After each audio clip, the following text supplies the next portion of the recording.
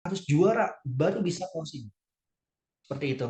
Namun apa yang terjadi ternyata manusia itu punya batas ya.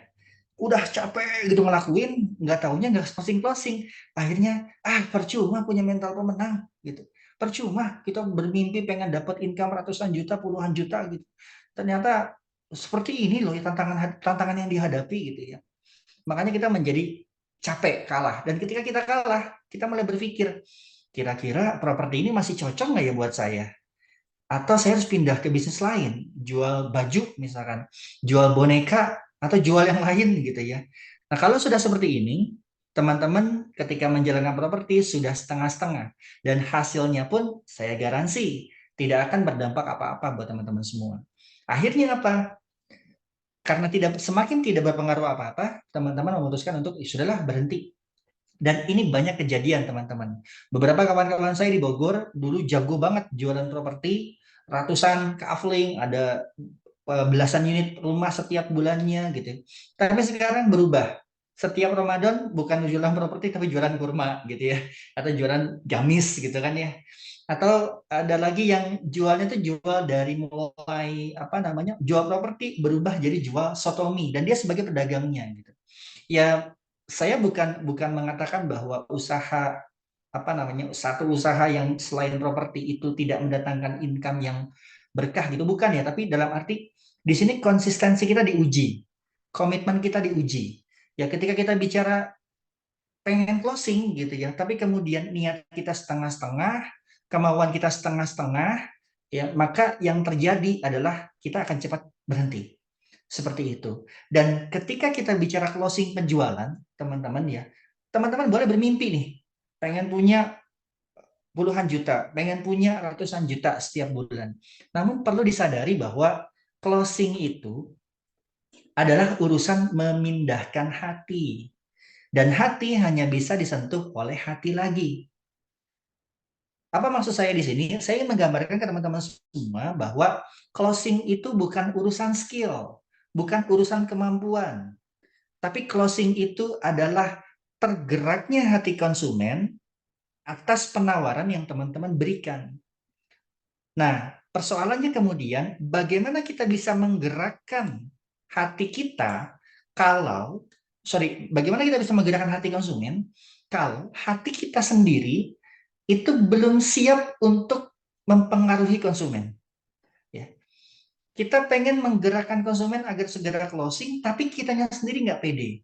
Kitanya sendiri nggak tenang. Kitanya sendiri nggak yakin. Sudah menjual katakanlah sekian minggu atau sekian bulan, tapi ternyata nggak closing-closing gitu ya. Nah ini akhirnya apa? Yang disalahkan kebanyakan skillnya lah, gurunya lah, kemampuannya lah gitu ya. Kita jadi cenderung menyalahkan pihak luar. Padahal yang harus kita lakukan adalah kalau kita mau closing banyak, perbaiki dulu diri kita sendiri sebelum kita melakukan sesuatu. Ini kalau bicara Agim tuh 3M ya, kalau nggak salah ya Kang Ilmi ya. Mulailah dari diri sendiri, mulailah dari yang terkecil, dan mulailah saat ini. Nah, kita berpikir, yuk coba deh, sebelum teman-teman masuk atau bertemu buyer, coba lakukan hal-hal ini. Lakukan hal-hal ini dan rutinitas. Jadikan ini sebagai sebuah agenda rutinitas yang teman-teman kerjakan setiap hari secara rutin. Karena lagi-lagi closing itu bukan cuma urusan skill, bukan cuma urusan bagaimana network yang hebat, bukan cuma urusan bagaimana teman-teman punya database yang banyak, bukan. Teman-teman punya database yang banyak, kalau teman-teman tidak melakukan beberapa hal ini, itu seperti apa ya, kita kerja tapi capek gitu loh, maksudnya gampang capek, disibukkan oleh banyak hal, disibukkan oleh aktivitas ya, kontak sana sini kontak sana sini, tapi secara hasil kita minim. Nah tentu ini yang nggak kita inginkan ya teman-teman ya. Nah makanya kenapa banyak hal yang perlu kita perbaiki. Apa yang pertama? Perbaiki keyakinan. Perbaiki apa teman-teman? Perbaiki keyakinan ya. Perbaiki keyakinan. Nah, seperti apa yang saya maksud dengan perbaiki keyakinan? Pertama, teman-teman, keberhasilan kita closing itu bukan pada tools, bukan pada alat, ya, bukan pada network dan bukan pada database, tapi pada Allah Subhanahu wa taala atau Tuhan yang Maha Esa. Ya. Banyak orang berpikir ya, kita nih cenderung ketika closing itu pakai apa nih? Pakai apa? Oh, saya bisa pakai FB, ya sudah pakai FB gitu kan. Dan ketika FB tidak menghasilkan, wah, FB nggak efektif gitu kan. Terus kemudian pakai apa lagi? Datang TikTok, kita masuk ke TikTok gitu. Kita ngiklan di TikTok nggak efektif. Oh, TikTok nggak ngefek gitu. Saya punya pengalaman teman-teman dulu waktu pas pertama kali saya terjun di TikTok ya, untuk masarin properti. Saat itu orang nggak punya keyakinan. Emang TikTok bisa menghasilkan buyer? Enggak, TikTok tuh buat branding. TikTok tuh buat meningkatkan merek biar nama kita terkenal, viral, terkenal, itu branding. Tapi kalau untuk jualannya bukan di TikTok. Saya coba lawan itu semua, coba praktek, praktek, praktek gitu ya, dan hasilnya ternyata luar biasa gitu ya. Di TikTok siapa sangka kita bisa menghasilkan buyer properti. Ya, kalaupun tidak menghasilkan, kalau memang tidak menghasilkan, kenapa kayak sekelas DVX Smart gitu ya, mau menjual harga properti di atas 20 miliar, 30 miliar, dan itu di TikTok. Kenapa kok mau gitu loh. Seorang mengatakan ragu jual properti di TikTok, kenapa dia mau dijual di sana gitu kan. Atau sekarang banyak orang apa ya, bergeser dari Facebook gratisan, Facebook Marketplace gitu ya, ke Facebook yang berbayar. Akhirnya di Facebook berbayar gitu. Facebook Marketplace ditinggalkan. Kebayang nggak? Di Facebook Ads-nya, berarti kan karena banyak yang masuk ke situ, persaingan semakin tinggi. Ketika persaingan semakin tinggi, biaya iklannya pun semakin lama semakin naik per kliknya. Mungkin Kang Ilmi juga udah pernah merasakan ya Kang ya. Semakin tinggi. Jadi ketika satu produk dipasarkan rame-rame, itu yang terjadi, biaya iklannya semakin tinggi teman-teman. Sebaliknya, Facebook Marketplace ditinggalkan. Pertanyaannya, ketika kita meninggalkan Facebook Marketplace, itu benar-benar sudah kita mendalami atau belum sih marketplace Facebook itu seperti apa? Atau kita baru cuma bisa ngiklan doang, baru cuma bisa nulis doang, copywriting doang, gambar doang. Gitu. Kalau kita sudah mendalami dan kita, oh ya yakin di sini nggak ada buyer, lalu kita boleh memutuskan untuk pindah. Kalau saya punya keyakinan teman-teman, dimanapun teman-teman jualan, persoalannya bukan tools. Persoalannya adalah keyakinan teman-teman kepada Allah. Karena Allah sanggup mendatangkan buyer dari manapun. Dan ingat, siapapun kita, itu senantiasa dibebani pekerjaan sesuai dengan kemampuannya. Kang, saya cuma bisanya Facebook, nggak masalah. Kang, saya cuma bisanya Instagram, nggak masalah. Tinggal persoalannya bagaimana teman-teman menyikapi tools itu bukan sebagai andalan teman-teman, tapi Allah yang jadi andalan teman-teman. Jadi yang pertama. Yang kedua, tidak ada benar dan salah di mata Allah untuk semua peristiwa yang terjadi. Ketika tidak closing, ketika teman-teman udah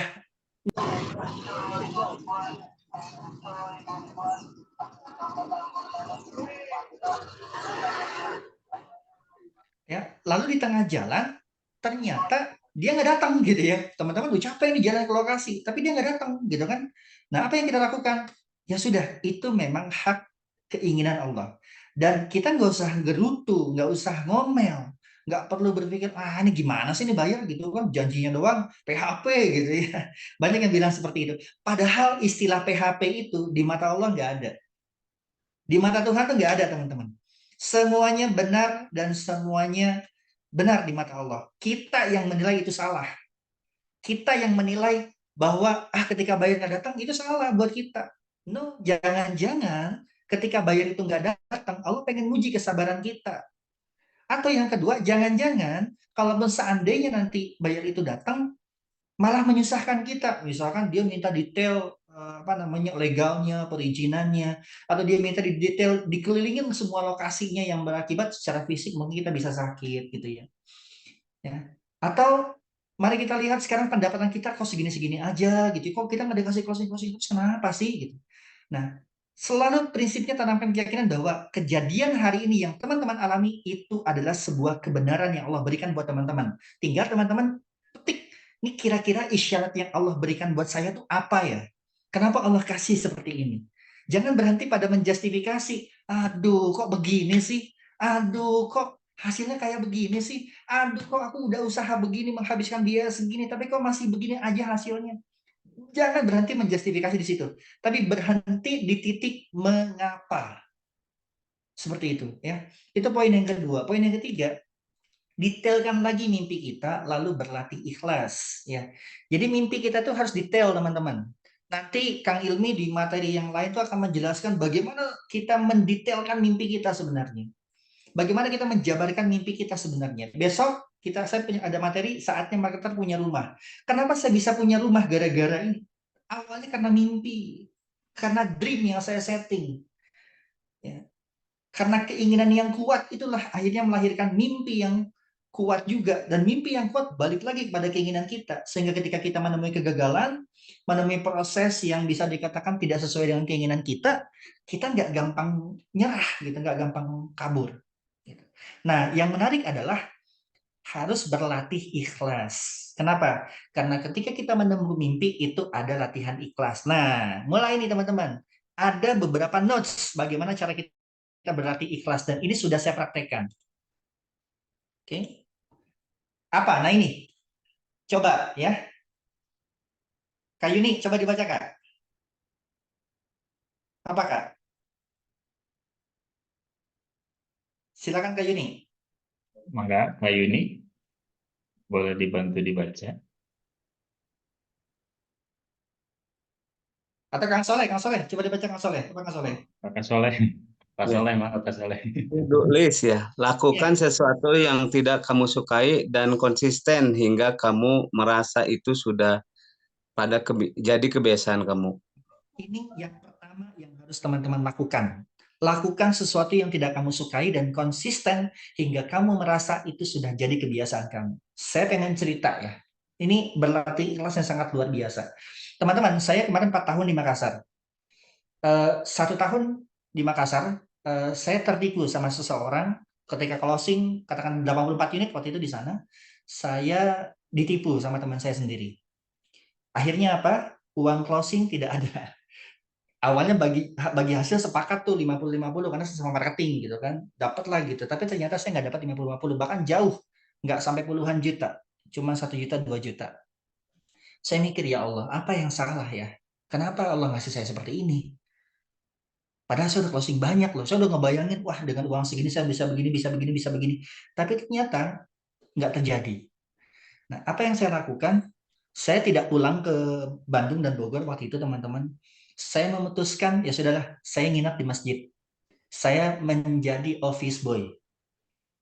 Kenapa? Karena di masjid itu ada seorang guru, guru yang sangat luar biasa, guru spiritual ya, yang orang-orang sudah mengakui dia guru spiritual. Dan saya penasaran gitu ya, saya penasaran kayaknya ada sesuatu yang salah dalam diri saya. Gitu kan. Ya sudah, akhirnya saya bilang sama guru itu, guru, boleh nggak saya jadi office boy di sini? Boleh gitu. Tapi kamu digajinya segini ya. Nggak apa-apa, Kak. Saya nggak digaji juga nggak masalah buat saya. Yang penting saya pengen tenang, saya pengen cool, saya pengen diam dulu sejenak, merenung sebetulnya apa sih yang salah. Oke. Apa yang mau kamu ketahui? Saya pengen belajar ilmu ikhlas, guru. Oh gitu, iya. Tapi kamu siap? Siap, guru. Benar, siap. Oke. Apa yang tahu nggak, teman-teman? Yang si guru itu kasih pendidikan ke saya adalah, yang pertama, bersihkan kamar mandi. Saya bilang, saya mikir, apa hubungannya kamar mandi sama ikhlas gitu ya? Ya sudahlah, saya lakukan, bersihin kamar mandi gitu ya. Ketika selesai bersihin kamar mandi, saya lihat, start, udah selesai nih gitu kan. Dicek kamar mandinya. Enggak, ini belum bersih. Kok belum bersih, Tat? Ini udah bersih. Belum bersih. Tuh, di bagian atapnya masih ada yang ini. Kamu siram dindingnya. Kamu siram dindingnya. Wah, gila. Setelah ini terus terang, teman-teman, saya tuh agak malas ya, saya tuh termasuk orang yang malas lah bersihin kamar mandi. Ngelihat apa namanya dindingnya, padahal mikir ini kayaknya masih bersih ya, kenapa harus dibersihin juga gitu. Udah saya bersihin, saya bersihin, saya bersihin, saya bersihin. Terus kemudian saya tanya lagi, Sat, gimana, udah bersih? Belum. Kok belum juga? Tuh, di belakang kloset itu masih ada apa namanya debu-debu gitu kan. Coba dibersihin, dibersihin. Tahu nggak, teman-teman? Awalnya saya mengira belajar ilmu ikhlas itu saya mendengarkan materi. Ternyata saat 3 bulan full, 3 bulan saya hanya membersihkan kamar mandi saat itu. Beneran, membersihkan kamar mandi buat saya itu sesuatu yang nggak saya sukai. gitu. Tapi kemudian setelah selesai dan akhirnya saya bisa membersihkan kamar mandi yang baik itu seperti apa, yang ini seperti apa, saya bertanya sama guru itu, Ustaz, kenapa sih kok saya diminta bersihin kamar mandi? Apa hubungannya sama ilmu ikhlas? Dia bilang begini, kamu tahu kalau kamu datang ke masjid-masjid, masjid mana apa lebih banyak mana masjid yang WC sama tempat wudhunya kotor dengan WC sama tempat wudhunya bersih? Saya bilang, kayaknya lebih banyak WC dan tempat wudhunya yang kotor deh. Gitu. Oke, kamu percaya orang-orang yang mengurus masjid itu adalah orang-orang baik? Percaya tak? Oke, kalau kamu percaya mereka orang-orang baik, kenapa mereka tidak membersihkan masjid? Kenapa mereka tidak membersihkan WC-nya? Kenapa WC masjid dibiarkan kotor? Padahal kamu tahu, WC itu sarangnya apa? Sarangnya setan, Tat. Iya, sarangnya setan. Loh, kenapa orang yang ibadahnya bagus, sholatnya rajin, wudhunya bagus, mungkin zikirnya juga kuat, tapi membersihkan kamar mandi enggak? Artinya apa? Bukankah itu dia sedang memelihara setan? Dan sebetulnya adalah ketika dia ingin membersihkan kamar mandi, terus kemudian ada rasa malas dan malasnya diikuti, maka sebetulnya si orang itu sedang memelihara setan dalam dirinya. Wah, saya langsung gitu kan. Terus saya sudah ketemu apa hubungannya sama ilmu ikhlas? Coba sekarang, ketika kamu sudah membersihkan kamar mandi, apa yang kamu rasa? Senang, Tat. Kenapa bisa senang? Karena saya senang melihat orang ketika sudah pakai kamar mandi gitu ya, kamar mandinya bersih. Udah gitu juga dapat penilaian dari orang bahwa itu bersih. Gitu. Oke, lakukan terus, lakukan terus. Bulan berikutnya saya lakukan terus gitu ya, sampai akhirnya saya ngerasa itu jadi kebiasaan saya dan sekarang saya menyenangi membersihkan kamar mandi karena buat saya itu jadi sensasi gitu, jadi sebuah sebuah kesenangan tersendiri gitu ya ketika bersihin kamar mandi. Padahal dulu itu sesuatu yang nggak saya suka. Nah, ternyata setelah selesai bersih kamar mandi, dibilang lagi sama Ustadz, oke, kamu udah bisa nih bersihin kamar mandi. Sekarang, ini masjid, ada 3 lantai. Ya, setiap hari kamu pel 3 lantai. Saya bilang, 3 lantai, gitu kan. Tuh, lihat lantai 2, lantai 3, selalu kotor. Ya sudahlah, oke lah, gitu kan. Saya bersihin juga tuh dari mulai tangganya, kemudian apa namanya pegangannya, semuanya saya pastikan bersih. Dan oh iya teman-teman, yang menarik adalah ketika di kamar mandi saya biasakan membersihkan detail dari mulai kloset, bawah kloset, tutup kloset gitu ya, sampai dengan dindingnya setiap sebelum dimulai itu ada harus siram temboknya dulu gitu ya.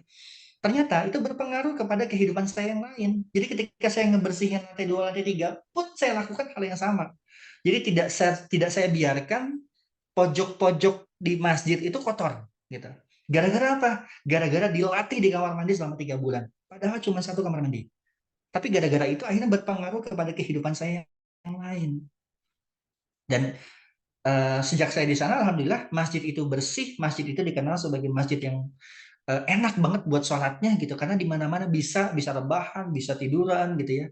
Kan ada yang masjid-masjid yang lantai satunya bersih, lantai 2-nya kotor, lantai 3-nya kotor gitu ya. Nah, di sana alhamdulillah ketika saya di sana gitu ya, saya bisa membersihkan 3 lantai itu tanpa ada beban sama sekali. Dan ketika itu saya bilang, sekarang gimana perasaan kamu setelah bersih-bersih? Nyaman, Tat? Enak, Tat? Senang, Tat? Itulah ikhlas. Wah, saya bilang, kok ikhlas hubungannya dengan senang? Iya, karena orang ikhlas itu pasti senang mengerjakan sesuatu. Orang ikhlas itu pasti tidak terbebani ketika mengerjakan sesuatu. Saya mikir, berarti selama ini saya ini kurang ikhlas. Saya ini ngejual cuma pengen ngejar target, tapi bukan karena saya senang mengerjakan itu. Makanya dalam satu titik saya bisa merasa putus asa, saya bisa merasa down. Sehingga takaran ukuran kita ikhlas itu teman-teman, kita senang, kita happy ketika bekerja itu. Sekarang jadi misalnya ke teman-teman semua. Kenapa saya gratiskan? Karena saya senang memberikan manfaat buat teman-teman semua. Saya pengen membantu teman-teman semua menjadi lebih baik lagi gitu dibandingkan sebelumnya. Kalau saya berpikir bahwa ini menjadi beban buat saya, ngapain saya ngisi gratis gitu. Dan ini kenapa saya bisa seperti ini, karena guru spiritual saya dari Makassar tadi yang mengajarkan tentang ilmu ikhlas. Dan langkahnya adalah seperti ini. Lakukan sesuatu yang tidak kamu sukai dan konsisten hingga kamu merasa itu sudah jadi kebiasaan kamu. Cirinya adalah ketika sudah jadi kebiasaan, kita senang ketika mengerjakan itu. Kalau teman-teman belum senang ketika bertemu buyer, teman-teman belum senang ketika beriklan, teman-teman belum senang ketika bercakap-cakap via WA, maka yakinlah teman-teman belum ikhlas. Teman-teman belum siap menjadi marketing dan sales property. Maka lakukan ini. Ini action yang pertama. Siap ya? Ini buat action pertama nih, gitu ya. Oke, yang kedua, perbaiki hubungan. Ya, hubungan apa maksudnya? Pertama, teman-teman suka tidak suka perbaiki hubungan dengan orang tua kita. Bagi yang masih punya orang tua, ya. Kang, apa hubungannya sama closingan? Ada banget. Itu semua agama mengajarkan bahwa kita perlu patuh, kita perlu taat pada orang tua, gitu ya. Namun kadang-kadang patuh sama taat pada orang tua ini cuma diartikan sempit, ngikutin apa yang diinginkan sama orang tua. Padahal nggak sesempit itu. Nah, saya kasih beberapa to-do list-nya. Boleh teman-teman catat ya. Yang pertama, coba ya. Ini to-do list, artinya sebuah action yang harus teman-teman lakukan setiap hari atau bahkan setiap minggu.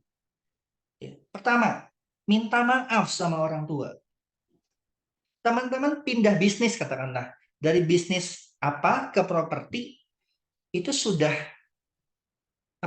sudah minta maaf belum sama orang tua? Ketika kita sudah dewasa, kita nggak malu, kita belum bisa memberikan apa-apa buat orang tua kita.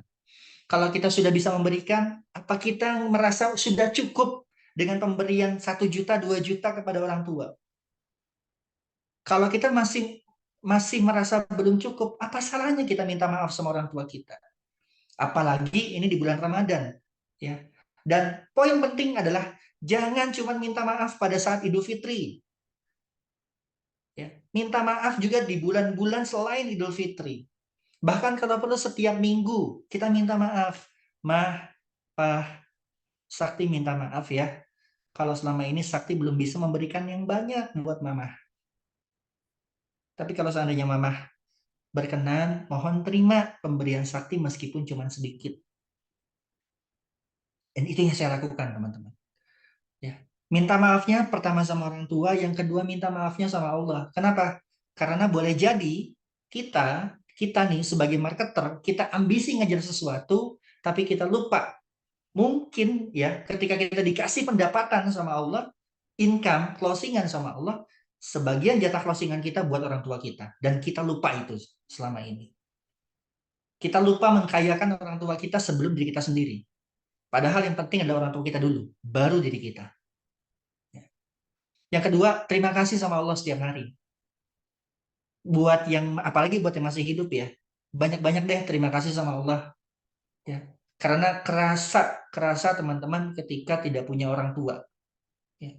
Istri saya itu ayahnya sudah meninggal dan setiap harinya itu bisa dikatakan setiap minggu ketika ada masalah lah antara saya sama istri saya, yang terjadi adalah dia langsung ingat sama ayahnya, kangen sama ayahnya, Tapi ayahnya nggak bisa ngejawab apa-apa gitu kan, karena dia sudah meninggal gitu.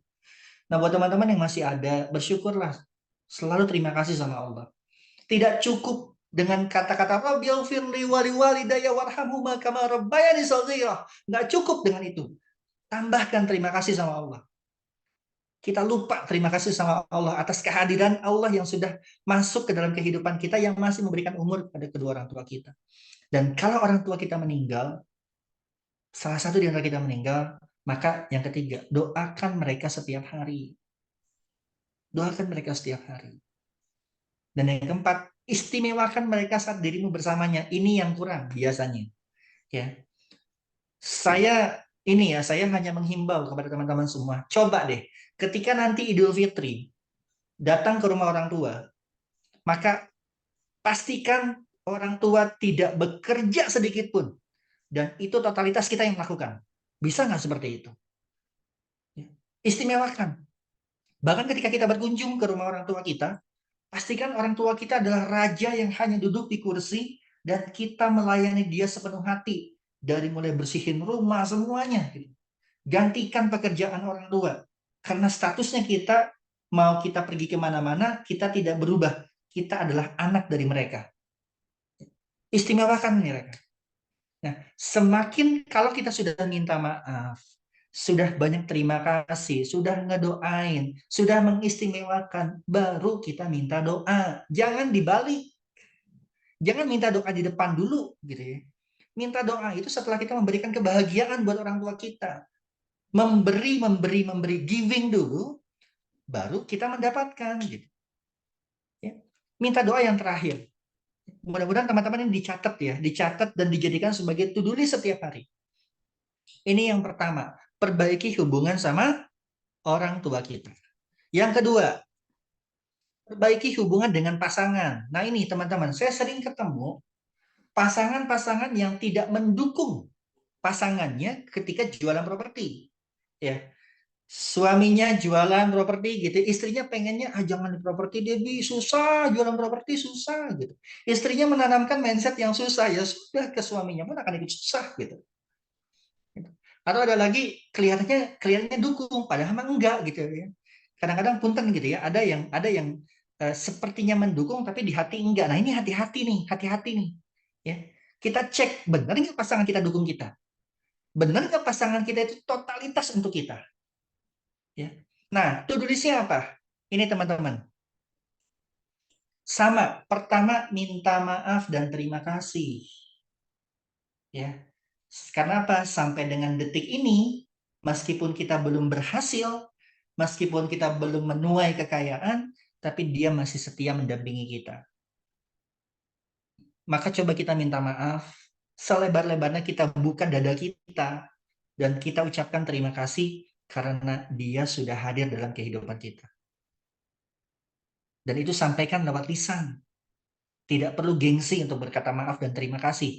Karena sejatinya, kata maaf dan terima kasih itu adalah sesuatu yang Allah nilai, bukan orang nilai. Kalaupun pasangan kita tidak melihat itu sebagai sebuah kebaikan, ya sudah biarin aja. Itu Allah yang urus, Allah yang catat, Allah yang memberikan sebuah penilaian kepada kita. Yang kedua, coba buat hari istimewa deh, gitu ya. Jangan melulu jualan terus. Coba buat hari istimewa. Hari seperti apa? Entah tadi ya, agenda kita bisa jalan bareng, atau hari di mana tidak diganggu oleh siapapun, cuman saya sama istri saya dan anak saya. HP dimatikan. Karena biasanya kadang-kadang kalau untuk kita para suami gitu ya, ketika suami sama istri ngobrol, HP-nya nyala, itu biasanya istrinya pada kesel gitu ya. Ya, ada yang merasakan seperti itu, nah biasanya kayak begitu gitu. Ya, jadi buat hari istimewa, spesialkan dia. Paling nggak seminggu sekali spesialkan. Apa salahnya sih 1 jam 2 jam kita spesialkan istri kita? Kecuali kalau misalkan memang kita tidak ada aktivitas ya, atau kita keluar kota, gitu, maka kita harus alokasikan paling nggak 1 jam lah, 2 jam lah, hanya untuk berhubungan sama istri kita. Seperti itu. Dan yang ketiga, agendakan jalan bareng. Ya, ada jalan bareng teman-teman. Ya, tidak jalan bareng itu bisa jualannya, atau yang kedua jalan bareng untuk refreshing. Yang pernah saya lakukan adalah saya sering banget jalan bareng sama istri saya dulu. Ketika saya pertama kali jualan boneka waktu itu ya, saya jalan bareng sama istri kemana-mana, jalan bareng. Cari gitu ya, cari-cari supplier di mana gitu kan ya. Nah, alhamdulillah lebih cepat. 1 bulan waktu itu dengan modal 120.000 bisa dapat income 20 juta di bulan pertama. Hanya menggunakan Facebook gratisan waktu itu. Dan saya berkeyakinan bahwa saya saat itu sukses bukan karena saya, tapi saya sukses bareng sama istri saya, dan istri saya tulus mendoakan saya. Gitu. Nah, jalan bareng ini jadikan agenda. Kang, gimana kalau seandainya anaknya banyak? Jalan bareng nggak bisa? Ya sudahlah. Paling tidak tadi, kembali ke yang kedua. Buat hari istimewa. Ciptakan hari istimewa di keluarga teman-teman semua. Ya. Yang keempat, sholat sunat tahajud jamaah. Ini saran saya ya. Coba lakukan deh. Qiyamul Lail itu jangan sendiri-sendiri gitu. Ya, tapi bareng-bareng gitu kan. Kemudian ketika setelah selesai sholat malam, istrinya mengaminkan, suaminya mendoakan. Itu indah banget. Baru kita minta doa. Lagi-lagi ya, minta doa itu bukan di awal, tapi di akhir. Minta doa itu setelah melakukan 4 to-do list, yang tadi juga sama, orang tua sama melakukan 4 to-do list. Gitu ya teman-teman. Ya, itu yang pertama. Jadi pertama perbaiki hubungan dengan siapa? Orang tua. Dan yang kedua hubungan dengan pasangan kita. Yang ketiga, nah ini baru setelah dua ini clear, hubungan dengan calon pembeli. Apa yang kita perbaiki? Ini to-do list-nya. Pertama, bicaralah seperti layaknya sahabat. Ya, teman-teman, pembeli itu bukan objek. Pembeli itu sahabat kita. Pembeli itu teman kita. Pembeli itu adalah, kalaupun itu bagian dari keluarga kita. Kalau dia lebih tua, oh dia adalah ayah kita. Kalau dia setara sama umur kita, oh dia adalah sahabat kita. Kalau saya selalu punya prinsip, bicaralah seperti layaknya sahabat. Jadi ketika pertama kali teman-teman komunikasi ya di telepon atau di WA, udah ngomongnya luwes aja gitu. Luwes aja, nggak usah kaku gitu ya, nggak usah merasa, karena makin kita kaku, dia pun akan kaku sama kita. Makin kita terbuka, dia akan terbuka sama kita. Gitu. Yang kedua, buat dia merasa kita ramah meski via chat. Nah, ini ada tekniknya sebenarnya. Nanti di KBP ya, itu saya akan ajarkan beberapa teknik-teknik bagaimana membangun engagement yang kuat. Nah, saya ambil contoh di sini, salah satu di antaranya adalah pergunakan emoticon. Emoticon WA itu kan ada banyak tuh, ya. Jangan cenderung sering pakai emoticon standar gitu ya. Tapi gunakan emoticon yang menunjukkan kita itu ramah. Kayak orang senyumnya bukan senyum yang gak ada giginya gitu. Senyum yang pakai gigi gitu kan, senyum pakai gigi.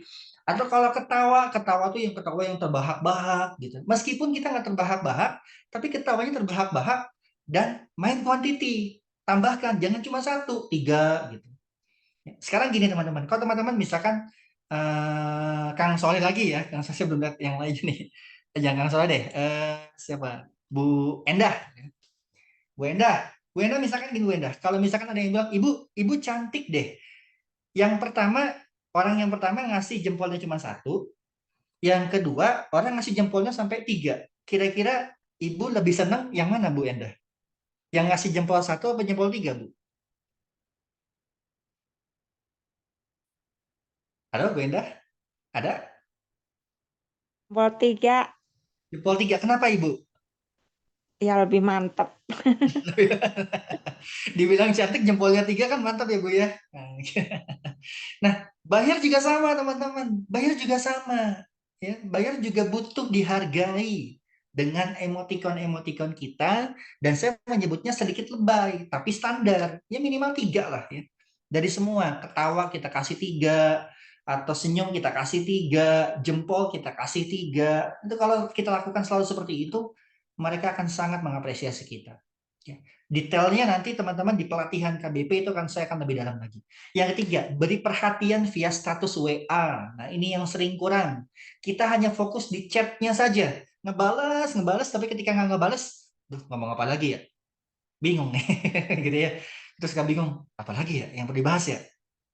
Ketika teman-teman tidak ada yang bisa dibahas, ya sudah kita stop dulu. Besoknya lihat status WA-nya. Ya. Perhatikan status WA-nya. Nah, ketika kalau dia status WA-nya lagi jalan-jalan nih, komen, Ibu, wah asik ya Bu ya, enak tempat jalan-jalannya, itu di mana Bu? Tidak melulu soal jualan ketika kita berhadapan dengan bayar itu. Ya, karena ingat dia sahabat kita, bukan objek kita. Gitu. Atau ketika lagi sedih gitu ya, misalkan ngelihat si bayar tuh pasang status pakai baju hitam terus kemudian seperti bersedih gitu ya. Turut bersedih ya Pak, mohon maaf saya nggak bisa bantu apa-apa gitu. Emang kelihatannya kayak sok kenal sok dekat, tapi percayalah mereka itu senang deh kalau kita lakukan seperti itu. Kenapa orang Barat itu begitu betah di Indonesia?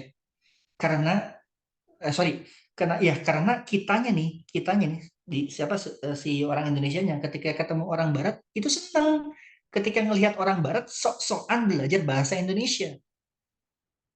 Meskipun kita anggap itu lucu gitu ya, tapi gara-gara mereka berani seperti itu, padahal mereka tahu mereka nggak bisa, itu senang gitu. Nah, sekarang lakukan hal yang sama ya seperti orang Barat ke Indonesia tadi dengan kita kepada bayar kita. SKSD, so kenal so deket. Dengan cara apa?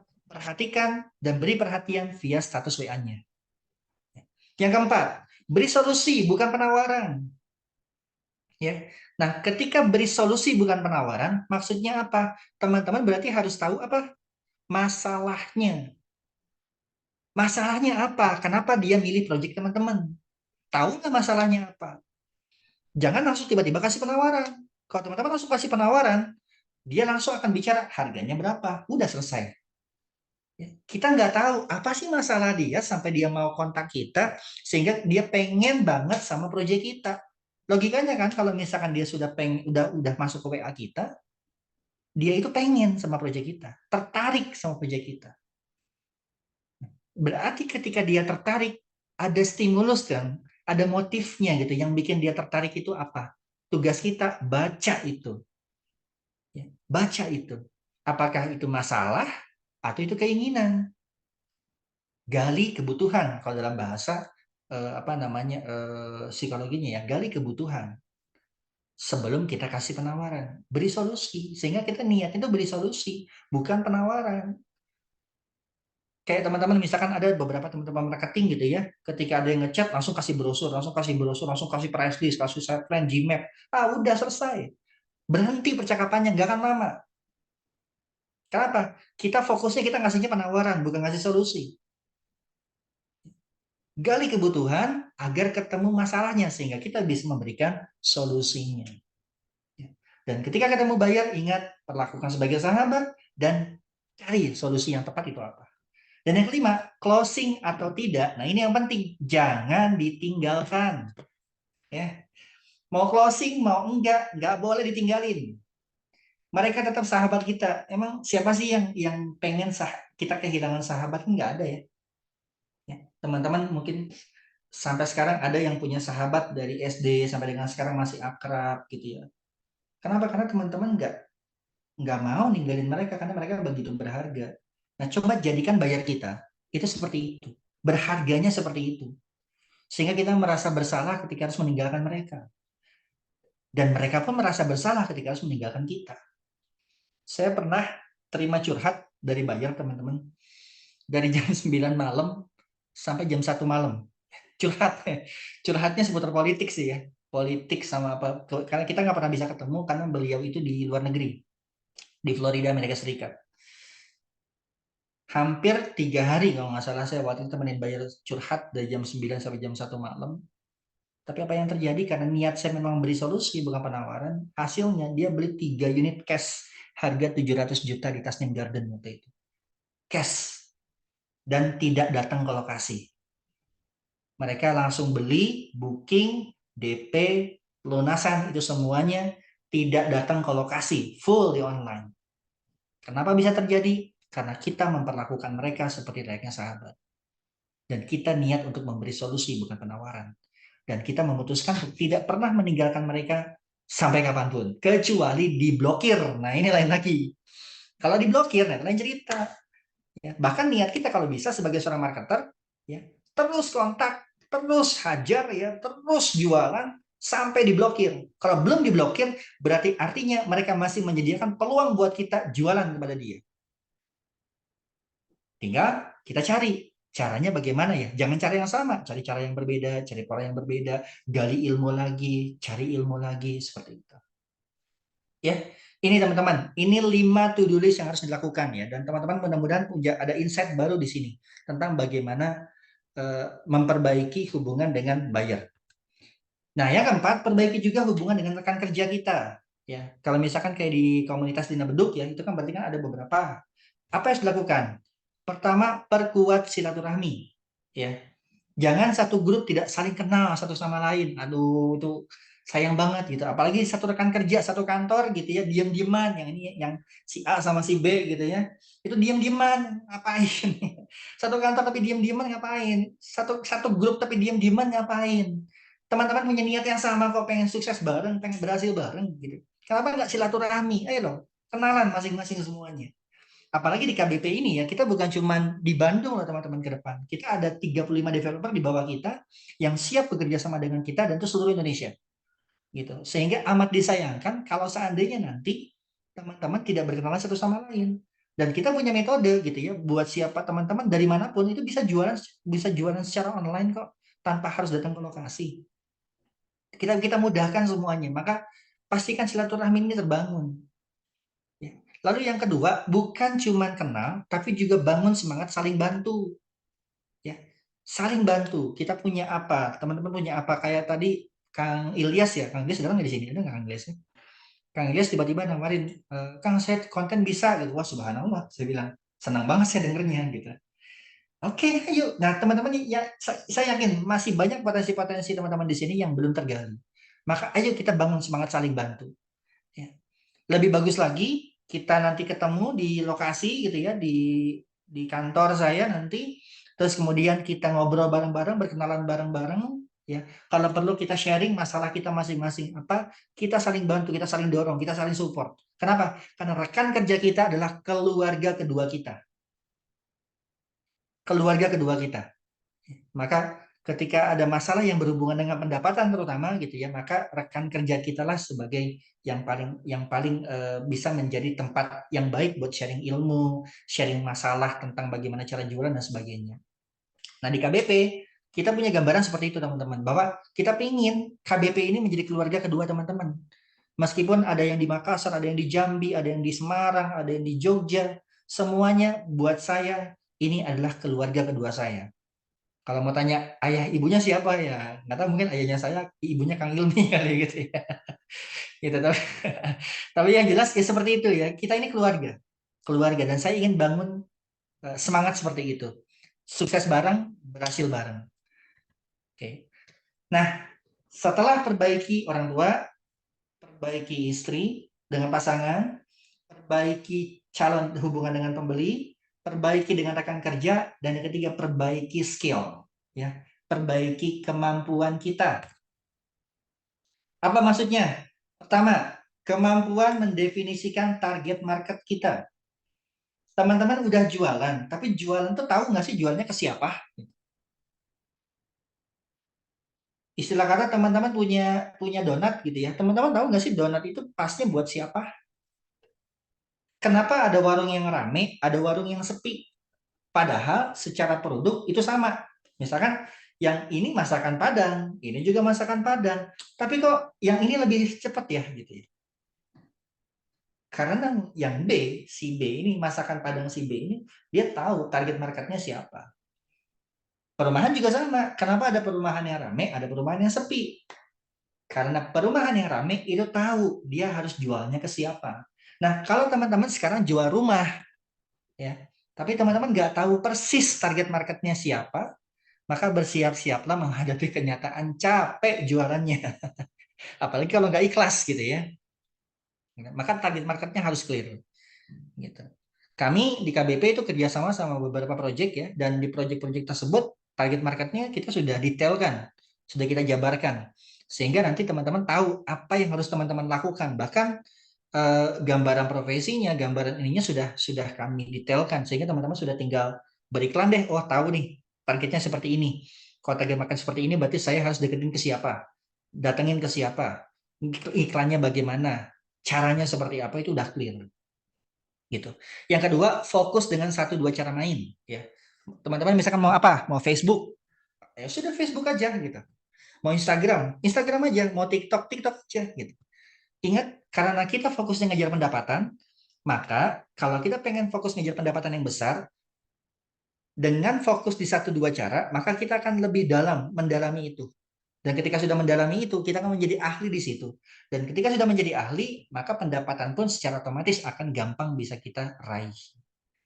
Dulu, pertama kali saya mulai mendapatkan income besar, itu dari YouTube, teman-teman.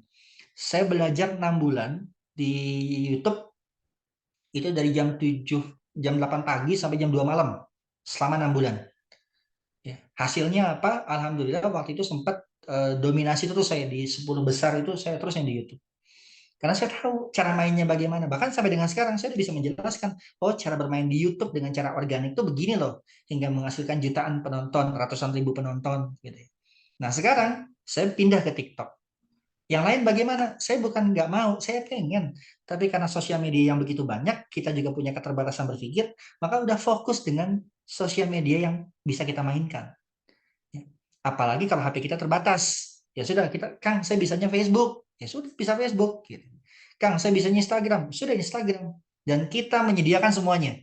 Facebook ada, Instagram ada, TikTok ada, Google ada. Nanti tinggal teman-teman pilih, teman-teman mau fokus di mana. Gitu. Yang ketiga, semangat cari ilmu baru atau ilmu yang seperti baru. Ini ada dua nih. Pertama ada ilmu baru, yang kedua ilmu yang seperti baru. Maksudnya apa? Ilmu baru adalah ilmu yang memang benar-benar baru. Ilmu yang seperti baru, ilmu lama, tapi dikupas dengan cara baru. Maksudnya apa, Kang? Gini, saya punya ilmu Facebook. Kang Ilmi punya ilmu Facebook. Secara materi sama nih Facebook, tapi pendekatannya berbeda dan pengalamannya berbeda. Nah, tugas kita adalah mencari pengalaman itu dari masing-masing. Sehingga tidak ada guru yang salah. Kenapa? Karena setiap guru itu berasal dari pengalaman yang berbeda.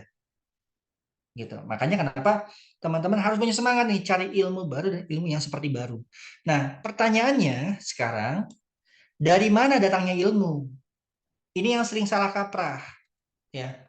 Teman-teman, ya, ilmu itu bukan dari yang teman-teman dengarkan. Apa yang teman-teman dengarkan hari ini, yang teman-teman lihat hari ini, sore ini bukan ilmu. Ini sharing. Sharing itu apa? Trigger untuk meraih ilmu sesungguhnya. Stimulus untuk meraih ilmu sesungguhnya. Kalau teman-teman sharing kemudian baru mendapatkan sesuatu, insight, itu baru insight tuh. Tapi itu belum menjadi ilmu. Ilmu itu baru teman-teman dapatkan setelah praktek, dan akhirnya muncul pengalaman. Ketika muncul pengalaman, lahirlah yang namanya ilmu. Dari praktek yang tadi nih, yang to-do list tadi coba teman-teman praktekkan, pasti dia nanti ketemu yang namanya tantangan lah, kegagalan lah, hambatan lah, apalah gitu ya. Nah, ketika ketemu seperti itu, teman-teman memperoleh pengalaman. Oh, ternyata begini ya.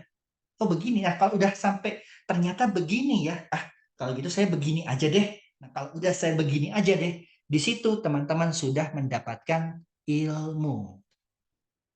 Kalau yang hari ini saya berikan ke teman-teman semua, ini adalah sharing. Bedakan ya.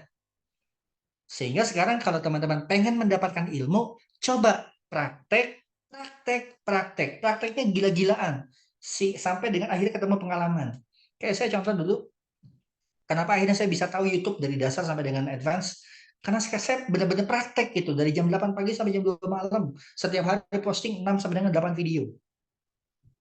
Akhirnya saya tahu, oh pengalaman bikin thumbnail tuh begini, pengalaman bikin video tuh seperti ini. Ternyata video tuh nggak perlu bagus. Video itu yang penting bagaimana caranya mendatangkan konsumen bisa telepon.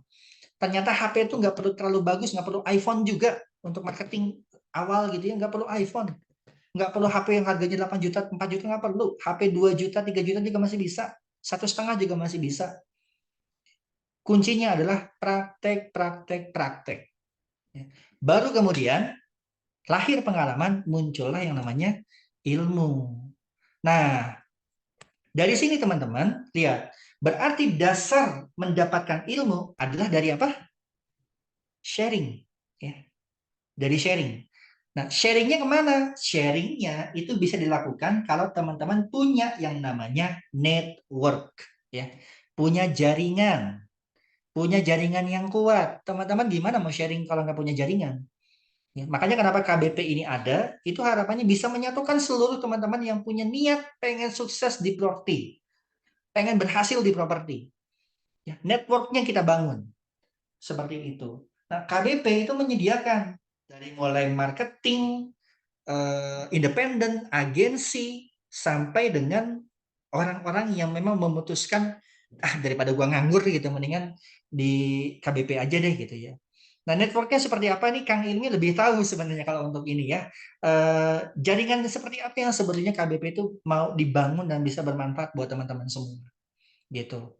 Nah, mungkin Kang Ilmi bisa bantu menjelaskan Kang. Ini networknya bagaimana Kang? Silakan Kang. Oke, thank you Kang Sakti. Ini saya spill dulu ya. Network KBP itu seperti apa? Berarti share screen-nya saya pinjam dulu ya Kang. Ya. Share screen. Oke, saya coba masuk dulu ke Canva. Ya, mungkin yang kemarin udah, tapi ada beberapa tambahan yang saya munculkan ya. Sebentar.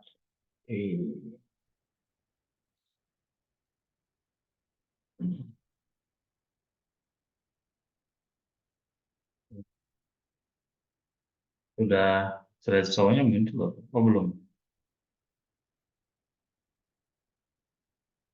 Oke, muncul ya? Siap, kelihatan. Oke. Nah, mungkin teman-teman ada tadi networking apa sih yang bisa mendukung agar kita banyak dapat sharing atau kita juga bisa sharing ke teman-teman yang lain ya. Salah satunya dengan bergabung di KBP Nusantara, Komunitas Broker Properti Nusantara. Seperti apa sih KBP Nusantara itu ya? Oke, itu bisa diklik biasanya.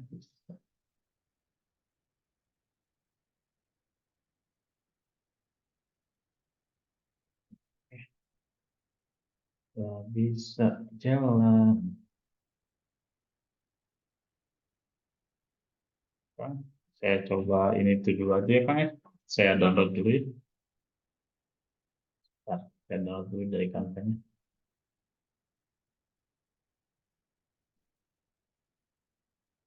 Nah, teman-teman, mungkin di sini ada yang belum tahu ya atau yang baru bergabung dengan KBP ya. Saya izin dulu sebentar, saya download dulu. KBP itu apa sih? Nanti kita akan coba jelaskan. KBP sebenarnya singkatan dari Komunitas Broker Properti Nusantara ya. Jadi,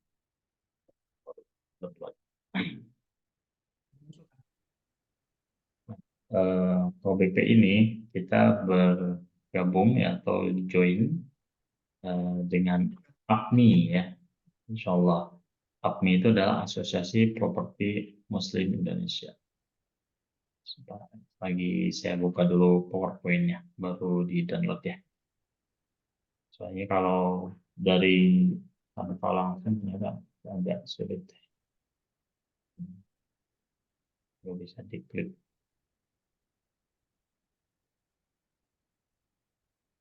Nah, bagi teman-teman, KBP Nusantara ini sebuah komunitas ya insya Allah peluang untuk teman-teman bisa memiliki circle eh, rekan-rekan marketer yang positif yang insya Allah selalu bertumbuh teman-teman. Ini udah muncul. Slideshow, share screen.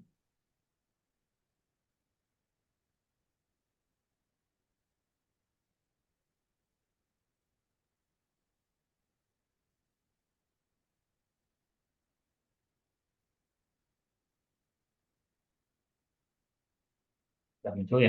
Kita coba slideshow dulu.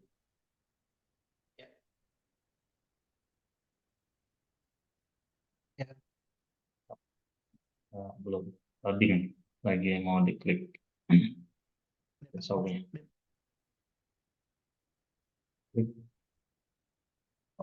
Oke, muncul ya? Oke, teman-teman, kalau sudah muncul slideshow-nya, nah, mungkin ya tadi sudah saya informasikan kalau KBP Nusantara itu adalah singkatan dari Komunitas Broker Properti Nusantara yang insya Allah mewadai seluruh agen-agen properti guna meningkatkan penjualan dan membangun networking yang kuat dan berintegritas. Jadi saya informasikan bahwa KBP Nusantara bekerjasama dengan APMI yang membawahi 35 developer se-Indonesia dengan total 5.000 unit. Jadi insya Allah KBP Nusantara dalam naungan bimbingan dari Stondandi. Jadi developer-developernya yang insya Allah dalam monitoring dari Stondandi yang akan dari segi legalitasnya, dari segi pembangunannya itu dibimbing oleh mentor-mentor developer properti syariah gitu ya, perumahan-perumahan Islami. Jadi insya Allah nanti KBP Nusantara yang akan membantu menjualkan produk-produk dari rekan-rekan dari member APMI. Nggak bisa diklik lagi. Oke ya.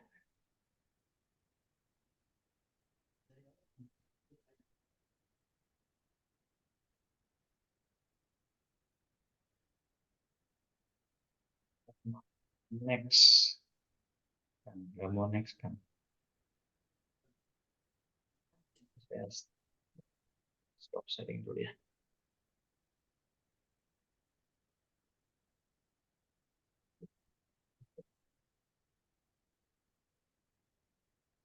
Ya, kendala teknis.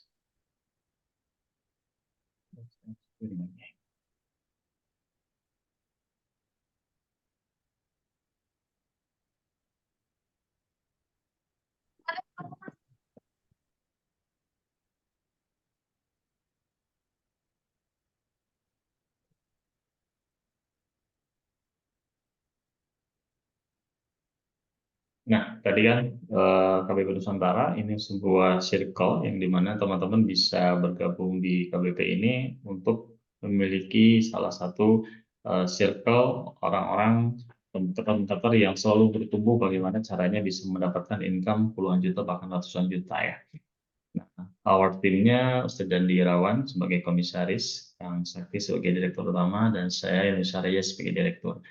Teman-teman, ini sebagai tim kita dan servis kita apa sih Kang Ilmi? Insya Allah ketika teman-teman bergabung di KBP Nusantara, kita ada sales optimizer yang kemarin sudah saya informasikan ya, bagaimana di KBP Nusantara ini akan selalu intensif mengadakan pelatihan online dan offline ya, dan insya Allah kegiatannya adalah free atau gratis bagi teman-teman ya yang ingin bertumbuh dan ingin memiliki pendapatan puluhan juta bahkan ratusan juta. Kemudian yang kedua selain dari pelatihan, yang kedua adalah kita akan bekali automatic marketing system. Jadi nanti ada beberapa tools yang bisa dibantu, yang bisa digunakan oleh teman-teman sebagai members ya. Nanti kita fasilitasi. Dan ini juga tools-toolsnya juga gratis ya. Kemudian yang ketiga adalah sales team booster. Nanti kita akan bentuk tim-tim yang dimana tim itu nanti akan sebagai, ada yang berperan sebagai sales, kemudian ada juga yang berperan sebagai video maker. Nah, nanti ada beberapa konten-konten yang kita bisa servis ya bagi teman-teman tim yang insya Allah nanti akan mempercepat penjualan ya. Kemudian ada 9 benefit ya teman-teman bila teman-teman menjadi member KBP Nusantara. Yang pertama, network kuat. Ya, tadi kan kalau kita ingin mendapatkan banyak sharing, kalau kita ingin sharing juga kepada teman-teman yang lain, kita harus memiliki network dari kata Kang Sakti.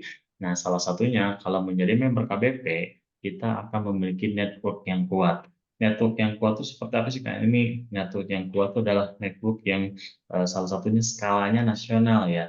Nah, kalau kita memiliki circle sekarang di KBP, kita bisa bantu jual produk yang di Makassar, kita bisa bantu jual produk yang di Bogor, kita bisa bantu jual produk dari member APMI yang ada di apa namanya di Depok misalkan gitu ya. Dan insya Allah skill-skillnya juga dari tim kita yang di lapangan juga itu sudah pasti otomatis kita latih, kita skillnya otomatis kuat, teruji gitu ya, dan memiliki proven di bidangnya.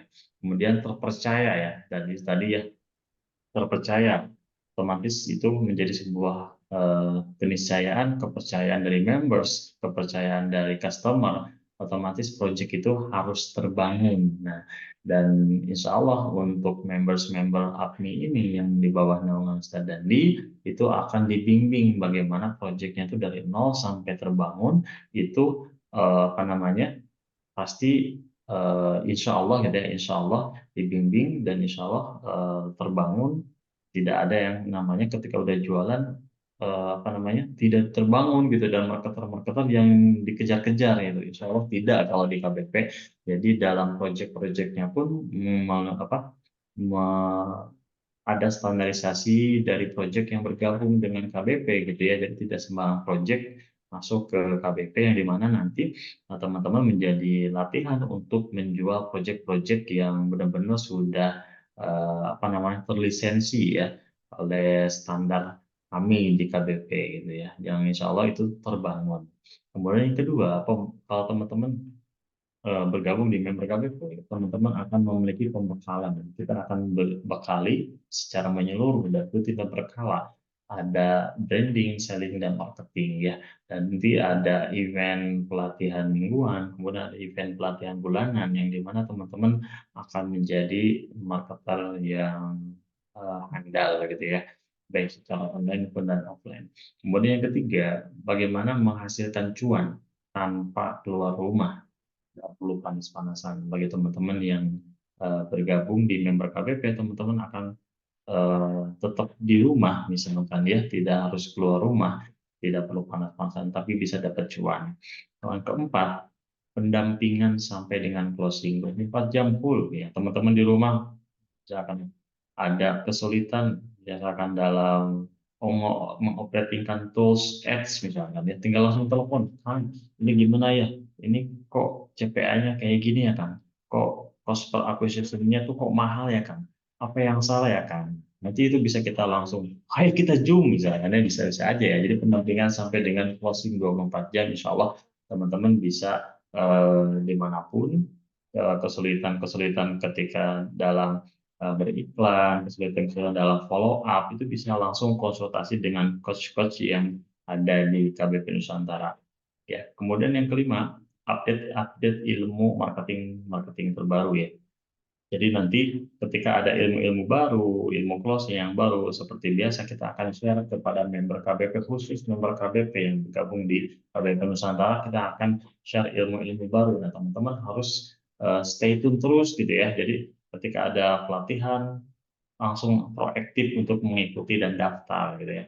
Kemudian yang keenam, potensi komisi puluhan juta sampai dengan ratusan juta. Jadi kalau teman-teman bergabung di member KBP, selain mendapatkan pelatihan, mendapatkan pendampingan, teman-teman juga bisa mendapatkan cuan gitu ya. Jadi tidak hanya materi-materi bagaimana caranya, bongkar rahasianya, jadi mendapatkan pendapatan ratusan juta gitu. Tanpa kita action, tanpa kita praktek, maka kita nggak akan mendapatkan komisi, benar nggak? Makanya prakteknya adalah bagaimana kita jual nih listingan-listingan resmi di KBP Nusantara gitu ya, yang dimana listingan ini atau proyek-proyek perumahan yang ada di KBP Nusantara itu proyek-proyek yang proven dan insya Allah terbangun gitu ya, dan bahkan sudah ada portofolionya. Nah, salah satunya ketika menjual produk tersebut bisa mendapatkan komisi puluhan juta sampai dengan ratusan juta teman-teman ya. Yang ketujuh, 9 benefit itu adalah potensi karir menjanjikan. Insya Allah untuk potensi karir ini sangat banyak gitu ya. Bisa jadi nanti berkarir di KBP-nya gitu ya sebagai tim kami, kemudian bisa bergabung sebagai member juga ya sebagai sekarang misalkan ya. Kemudian nanti bisa juga menjadi tim yang kita kirim ke luar kota ataupun keluar pulau gitu ya, bagi teman-teman yang masih muda kemudian siap untuk berkarir di KBP, peluangnya sangat banyak tuh deh. Yang kedelapan, tools marketing lengkap ya. Nanti kita juga akan bantu di sales script, kemudian tools marketing apa namanya WhatsApp, Blast dan lain-lain misalnya ya, seperti itu banyak banget tools ya. Bahkan Pak, kan bagaimana sih kita bisa ngiklan ya otomatis di Facebook Marketplace dan sebagainya, itu banyak banget toolsnya, dan insya Allah nih Kang Sakti jagonya nanti akan share. Nah, salah satunya teman-teman harus jadi member KBP. Yang kesembilan, kalau teman-teman jadi member KBP adalah teman dapat video pembelajaran sales and marketing ya. Video pembelajaran sales and marketing ini teman-teman harus apa namanya jadi member KBP dulu. Nanti kita akan sharekan video-video yang apa namanya positif, bagaimana menjadi sales yang terbaik, bagaimana menjadi marketing yang handal, bisa mengirim apa namanya customer sebanyak-banyaknya ke lokasi itu. Nanti kita akan sampaikan di video-video pembelajaran. Salah satunya teman-teman harus jadi member KBP. Kemudian siapa saja yang bisa bergabung teman-teman? Yang pertama, pengangguran. Ya, teman-teman mohon maaf yang saat ini belum memiliki pekerjaan, teman-teman bisa bergabung menjadi member KBP. Yang kedua, mahasiswa. Misalkan teman-teman masih ada yang masih sebagai mahasiswa yang saat ini masih kuliah dan ingin mendapatkan pendapatan tambahan, teman-teman bisa bergabung menjadi member KBP. Yang ketiga, teman-teman seorang karyawan, waduh Pak, saya pergi pagi pulang sore gitu, waktu saya udah habis di kantor, bagaimana saya bisa beriklan? Teman-teman pulang kerja di sela waktu kosong bisa sambil update status, bisa sambil posting di IG, bisa sambil posting di TikTok. Kontennya bisa kita support gitu ya. Nah, teman-teman tinggal posting saja di media sosialnya. Kemudian, nah ada waktu sedikit bikin CapCut video singkat 15 detik itu bisa-bisa aja nanti teman-teman bisa mendapatkan income dari jualan di sela waktu teman-teman sebagai karyawan itu bisa banyak. Yang keempat, teman-teman sebagai marketing independen, teman-teman yang sudah terbiasa berjualan properti, tapi teman-teman nggak punya naungan, gitu, nggak punya teman-teman circle, nggak, saya mau jualan dari developer ke developer aja gitu ya, masuk ke developer ini, masuk ke developer ini gitu ya. Tapi teman-teman nggak punya circle, sayang sekali ya. Kalau teman-teman sebagai marketing independen yang bergabung di KBP, banyak banget nanti manfaatnya selain dari pelatihan-pelatihan bertumbuh, teman-teman juga ada peluang-peluang karir yang banyak ke depan gitu ya. Kemudian ada peluang-peluang ilmu yang baru gitu di sesama member, kemudian dari coach-coach di KBP yang akan di-share itu akan mendapatkan banyak manfaat. Dan tentunya teman-teman sebagai marketing independen bisa bergabung di KBP. Kemudian siapa lagi sih yang bisa bergabung di KBP? Teman-teman yang memiliki agensi, misalkan sebagai owner-owner agensi yang mau di-update timnya bisa diajak berlatih di KBP. Wah, maksudnya gimana Pak? Nah, karena nanti ke depan KBP akan menjadi sebuah asosiasi, ya asosiasi broker properti Nusantara yang dimana asosiasi ini bisa menaungi agensi-agensi juga selain dari agen-agen independen, tapi agensi-agensi properti juga yang mau dibantu untuk pelatihannya di kami bisa. Nah, nanti mungkin ada syarat apa namanya syarat dan ketentuannya ya kalau agensi yang mau di-upgrade di apa namanya di KBP atau mungkin nanti di asosiasi kami. Ya syarat individu misalkan ya. Kalau teman-teman sebagai individu yang mau bergabung di KBP, apa sih syaratnya? Yang pertama adalah tertarik memasarkan perumahan dengan lingkungan Islami. Ya, jadi harus ada ketertarikan dulu dan ada keinginan gitu ya, ada kemauan. Jadi teman-teman tertarik dan mau ingin memasarkan perumahan di lingkungan Islami. Yang kedua, aktif di sosial media ya teman-teman. Salah satunya teman-teman harus rajin posting di status WA, harus rajin posting di status Facebook, harus rajin posting di feed Instagram misalkan, ya di TikTok gitu ya, harus aktif gitu ya. Nah, nanti aktifan itu nanti akan teman-teman untuk menjadi cuan. Yang ketiga, kemauan yang kuat untuk dapat puluhan sampai dengan ratusan juta. Ya pastilah kalau nggak ada kemauan buat apa ya teman-teman ikut pelatihan, buat apa teman-teman ikut KBP gitu ya, otomatis teman-teman pengen dapat puluhan juta. Tapi bukan hanya sebatas mau, tapi harus mau yang kuat. Mau yang kuat itu adalah salah satunya adalah ditujukan dengan konsisten beriklan yang keempat gitu ya. Berarti teman-teman kalau mau banget gitu sukses dapat puluhan juta itu harus konsisten iklannya gitu ya. Kalau kalau dulu saya punya jadwal iklan itu pasti habis sholat subuh kalau sudah tilawah pasti harus beriklan minimal 1 jam aja beriklan dan itu konsisten aja insya Allah teman-teman akan mendapatkan income ratusan juta atau puluhan juta. Nah yang kelima mau dibimbing dan mengikuti arahan coach ya jadi ketika diajari ya diinformasikan itu teman-teman ngiklan ya sehari 5 untuk di Facebook Marketplace misalkan atau di platform ini itu harus diikuti ya teman-teman jangan masa sih ah, nggak mau saya nggak mau dikerjain ini sama coach gitu ya. Ya kalau udah nolak-nolak kayak gitu ya gimana mau sukses gitu ya. Gimana mau menjadi seorang member yang bisa mendapatkan puluhan bahkan ratusan juta gitu ya. Jadi coach-coach yang di sini yang sudah melaksanakan lebih dulu ya mendapatkan puluhan juta bahkan ratusan juta gitu ya. Gimana caranya? Ya, harus diikuti arahan-arahan dari coach yang bergabung di KBP. Kemudian kalau bagi yang memiliki agensi tadi ya, tapi pengen bergabung, pengen digabungkan di KBP gitu ya membernya, itu bisa. Tapi nanti ada komitmen memasarkan proyek KBP, itu mengirimkan perwakilan untuk bisa fokus di asosiasi kami gitu ya, minimal 3 orang gitu ya. Dan nanti ada klausul-klausul khusus ya. Yang kedua, mau dikembangkan agensinya. Yang ketiga, menunjukkan bukti grup WhatsApp, jumlah marketer yang sudah direkrutnya ada berapa, gitu ya. Jadi tidak hanya cuma satu dua orang, oh saya mah agensi Pak, gitu.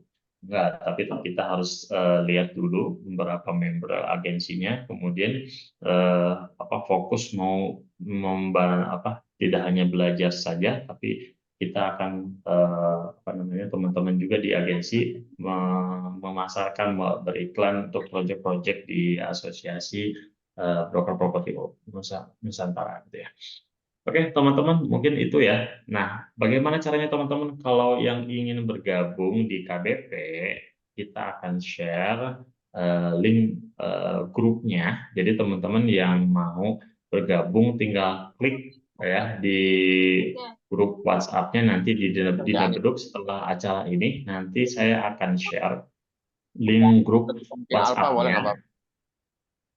Jadi di grup WhatsApp-nya itu nanti step-stepnya nanti ada akad ya, nanti akan ada akad setelah teman-teman masuk di grup KBP Nusantara, nanti ada link akad yang teman-teman harus isi seperti itu.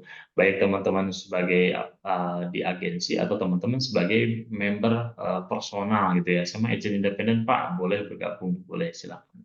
Pak saya mau agensi Pak, di agensi lain boleh bergabung Pak, boleh ya. Nanti syarat dan ketentuannya berbeda seperti itu. Nah, jadi kita merangkul semua kalangan ya, baik dari member independen ataupun agensi itu bisa bergabung ya. Oke, teman-teman, mungkin dari saya cukupkan sekian. Kembali lagi ke Kang Sakti. Maka Kang? Silakan teman-teman kalau ada pertanyaan boleh. Nah, Mangga. kita batasin ya Kang ya sampai jam 17.30 gimana Kang acaranya kita? Ayo boleh. Betul ya. Jangan kayak kemarin sampai ke maghriban ya. Nah, ini kita ada waktu sekarang jam 17.18 ya. Jadi kurang lebih ada sekitar 10 sampai berapa menit lagi sampai ke 17.30. Kita buka aja pertanyaan satu orang dulu ya. Mungkin enaknya satu bertanya langsung dijawab ya Kang ya. Jadi enak nanti lanjut lagi setelah dijawab pertanyaan lagi. Mungkin boleh ya teman-teman yang ingin bertanya seputar materi tadi yang tadi disampaikan oleh Kang Sakti ya. Boleh, silakan. Boleh ada yang bertanya silakan langsung open mic aja teman-teman. Saya Pak Soleh. Pak Soleh, Pak Soleh.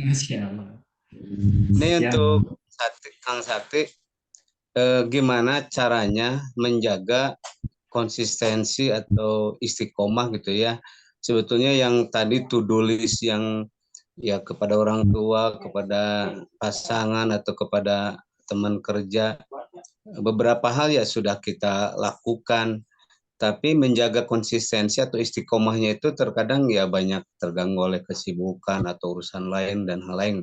Gimana sih supaya kita tuh betul-betul istiqomah, supaya hal-hal yang disampaikan Kang Sakti itu betul-betul jadi membuahkan hasil ya. Makasih. Ya, Pak Soleh. Ya, istiqomah itu memang apa ya? Ini mau ditampung atau gimana, Kang? Langsung aja Kang kayaknya satu-satu ya. Satu-satu biar nggak lupa gitu. Iya. Silakan ada lagi. Maksudnya satu-satu langsung ditanya, langsung jawab Kang. Jadi tadi kan tanya Pak Soleh langsung dijawab gitu aja. Oh ya udah, oke. Nah, jadi Iya, iya. biar nggak takutnya lupa nanti jawabannya apa gitu kan kalau udah dipertanyakan langsung dijawab. Gini, Mas Soleh, kenapa saya nanya dulu deh, kenapa Pak Soleh, betul Pak Soleh Muslim ya? Insya Allah. Oke, siap. Pak Soleh, saya nanya, Pak Soleh kenapa harus sholat? Ya merasa butuh dan memang wajib gitu ya. Sudah butuh tentang wajib. Beda antara butuh sama wajib, Pak. Butuh atau wajib? Ya, kalau dari wajibnya insya Allah karena saya udah pasti melakukan gitu ya. Oke. Kalau butuhnya kadang kan kita melaksanakannya itu misalnya tingkat kehusuannya selalu berbeda seperti itulah. Ya. Kalau itu mah wajar, artinya naik turun ya Pak ya, Mas Soleh ya. Nah, maksud saya kenapa nanya ini, berarti kan gini, kita kenapa sering sholat 5 waktu dan gak kita tinggalkan? Jawabannya karena kita butuh. Maka ketika sekarang kita merasa kok kita belang betong gitu ya, belang betong teh apa ya Kang bahasa bahasa Indonesianya teh? Belang betong tuh namanya Tidak kadang konsisten. kadang mengerjakan, kadang enggak gitu ya. Itu Ya. pertama, jangan-jangan karena kita belum menspesifikkan kebutuhan kita, Pak Soleh. Kita belum benar-benar butuh nih pendapatan di dunia properti misalkan. Kita belum clear butuhnya tuh sebesar apa. Misalkan begini, kita pengen punya uang 10 juta lah katakanlah. Pak Soleh pengen punya uang 10 juta. Udah kebayang belum 10 juta itu buat apa? Gitu. Kalau belum kebayang, maka biasanya itu ngawang-ngawang. Ngawang-ngawang. Dan kalau sudah ngawang-ngawang, kerjanya pun pasti ngawang-ngawang. Karena kita nggak kebayang buat apa. Gitu. Ada teman gitu ya, saya sempat kaget gitu kan, berapa sebulan? 15 juta gitu kan sebulan. Wah, gede banget santai gitu kan.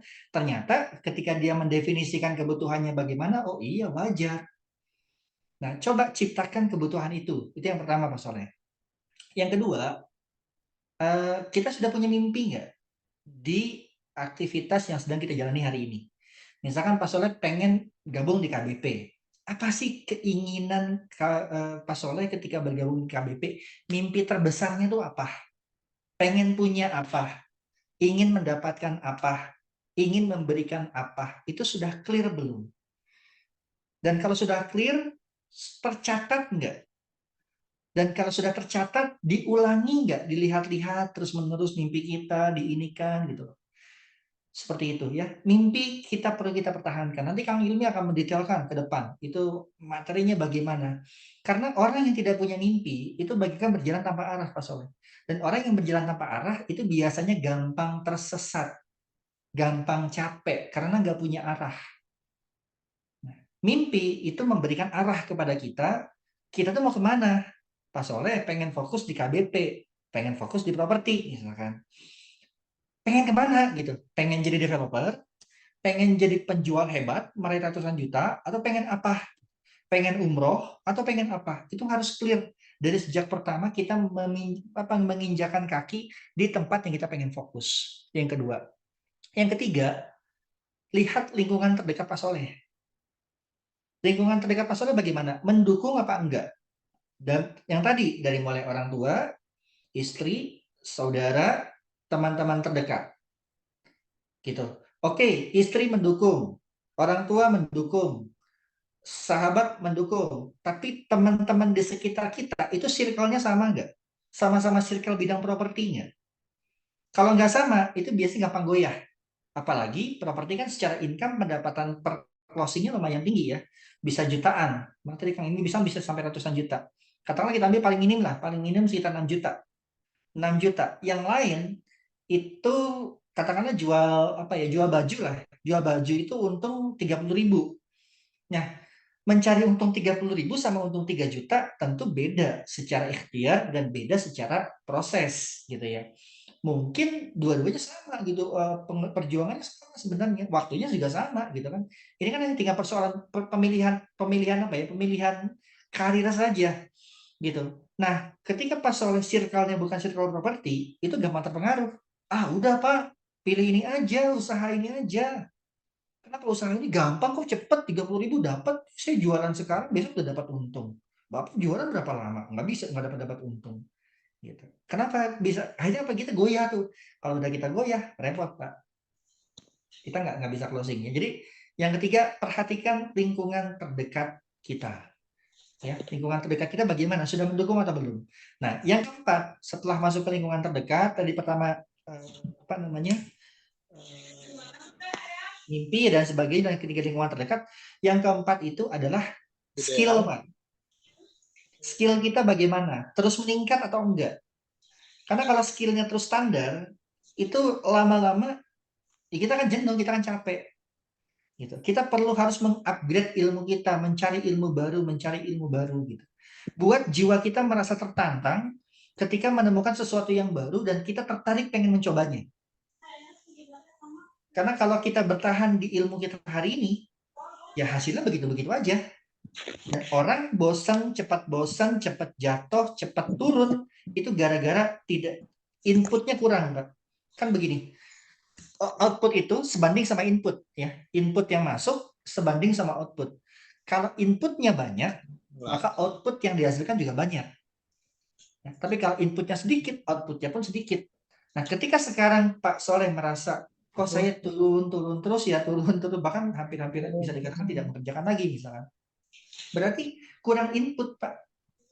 Kayak makanan lah, kita nih belanja kayak makanan sebenarnya. Kita makan nasi gitu ya. Kan keluar tuh jadi kotoran. Dan nasi itu dalam perut kita ada masanya. Ada 8 jam. Ketika 8 jam sudah keluar menjadi kotoran, kita lapar lagi. Dan ketika kita sudah makan nasi dan kemudian kita tidak makan lagi, udah gini. Misalkan 8 jam ya, kita sudah 8 jam dan jam ke-9 kita masih belum makan.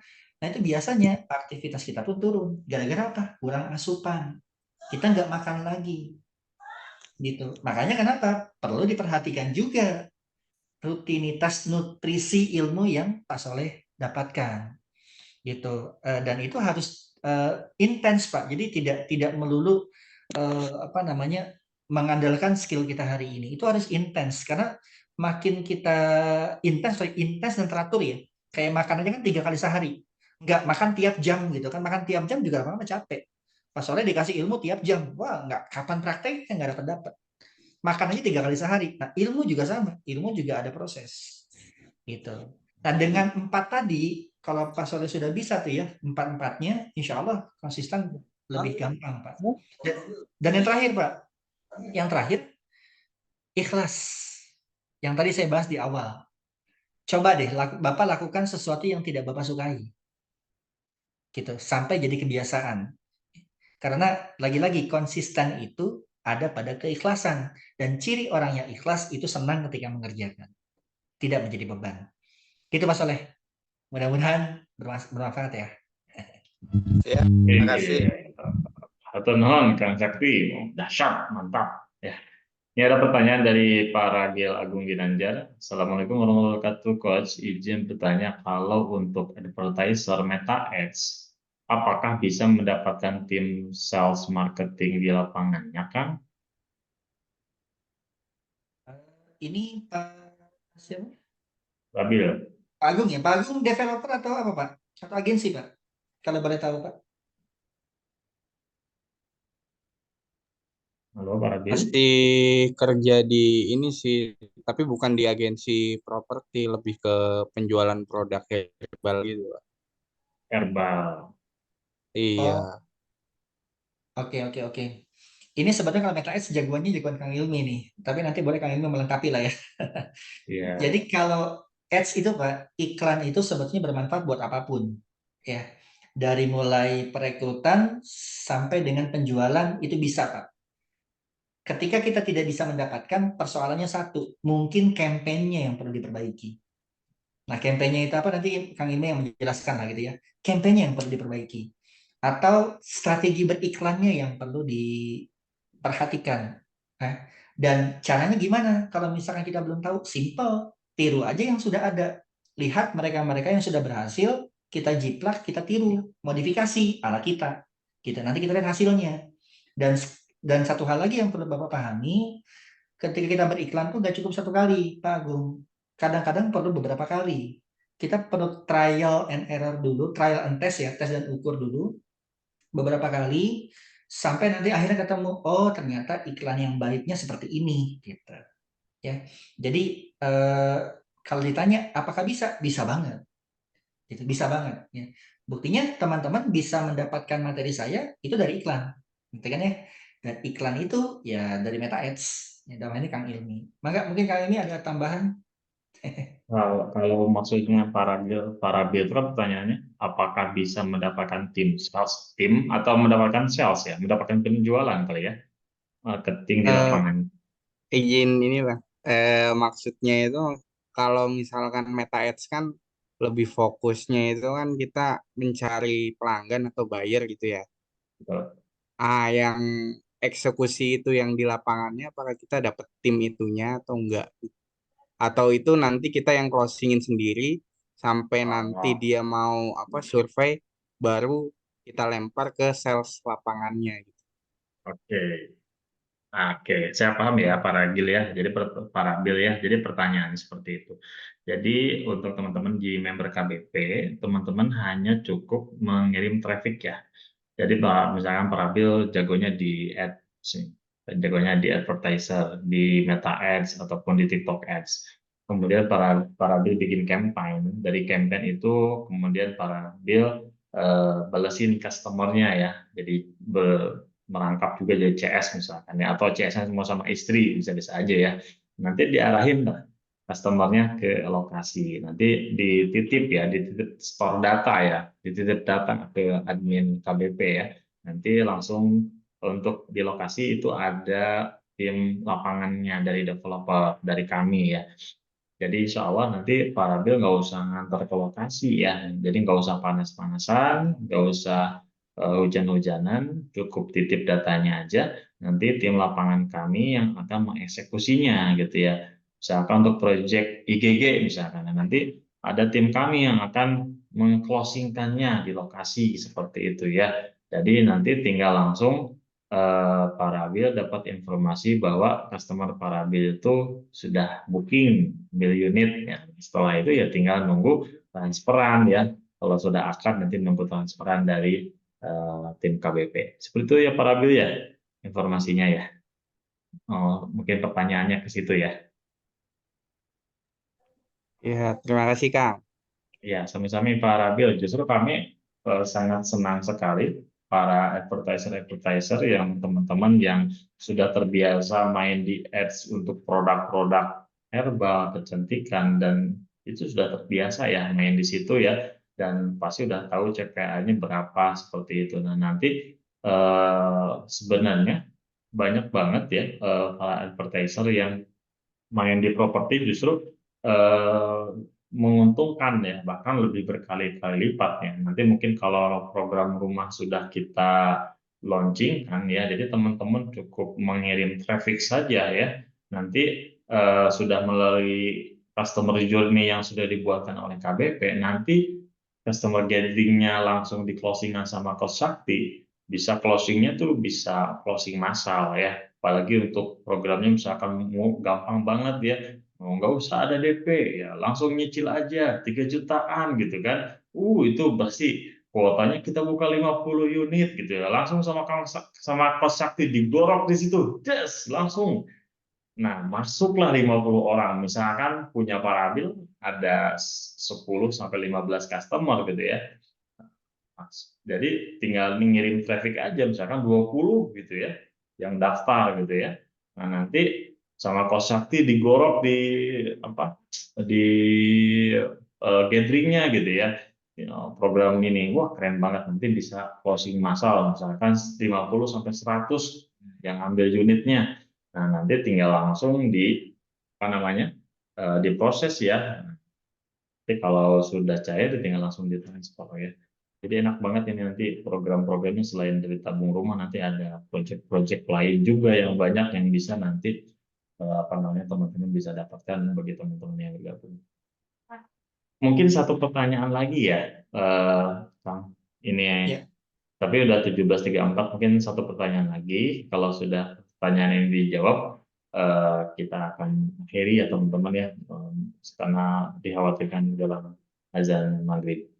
Satu lagi dari Pak Adnan sudah. Ada bedanya nggak kita dampingin konsumen ke lokasi dan nitip konsumen? Nah itu Kang Sakti, ada bedanya nggak? Gitu. Apa komisinya mungkin ya, atau gimana ya? Komisi sama mungkin ya Kang Sakti ya, kalau Iya. dari komisi mah. Cuman kalau kami apa namanya memprioritaskan untuk dititip ya. Gimana kalau proyeknya Pak ada di Makassar,